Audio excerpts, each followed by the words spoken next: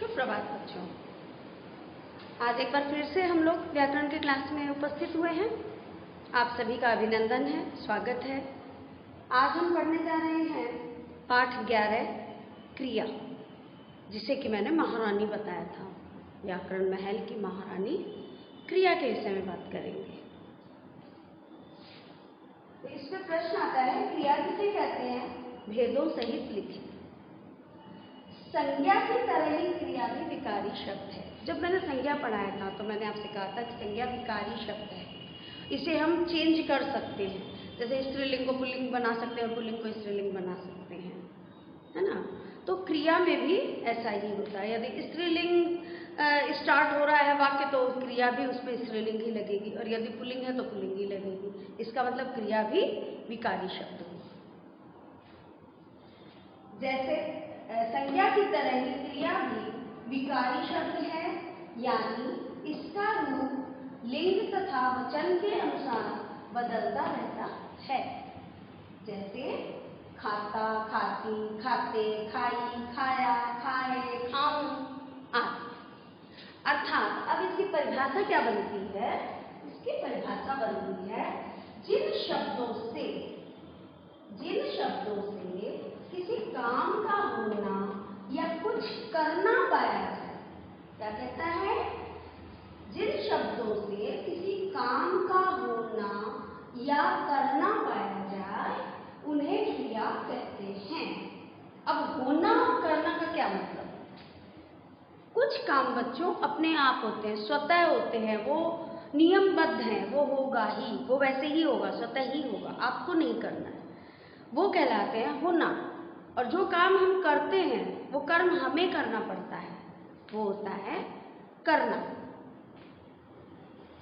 जैसे सूरज निकल रहा है। अब सूरज एक दैनिक कार्य है, उसके एक निश्चित समय है, वो निकलेगा, उसे कोई हाथ पकड़ के नहीं खींचेगा। किसी इंसान को या किसी को भी उसके लिए मेहनत करने की जरूरत नहीं है, वो अपने आप उदय हो जाएगा। तो सूर्य का होना, बरसात का बरसना, बादल का गरजना, ये सब स्वतः होते हैं। तो ये क्या हुआ? ये काम हो रहे हैं। गुरुजी पढ़ा रहे हैं, ये काम करना पड़ता है। गुरुजी को पढ़ाना पड़ रहा है, वो अपने आप नहीं पढ़ा पा रहे हैं, उनको बोलना पड़ता है। वो पेन ले रहे हैं, वो बोलते हैं, तब वो आवाज निकलती है। वो समझाते हैं तब बच्चे समझते हैं। ये अपने आप नहीं होता है।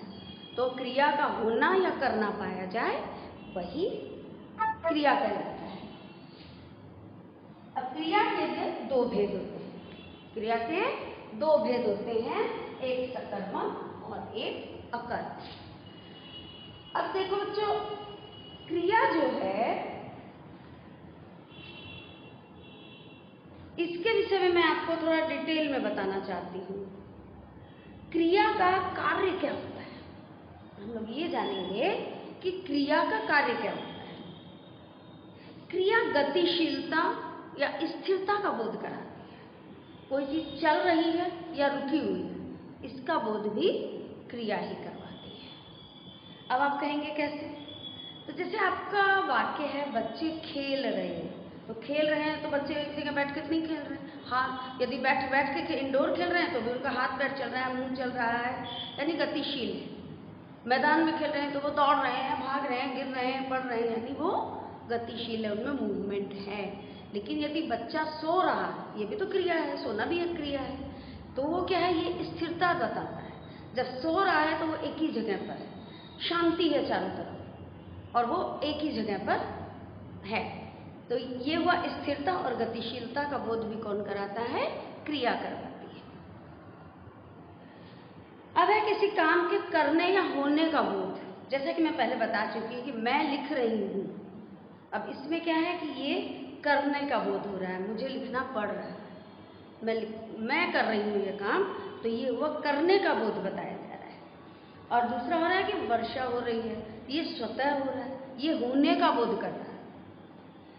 अब है कि यह क्या कहते हैं, समय का भी बोध करवाती है। क्रिया समय का बोध करवाती है।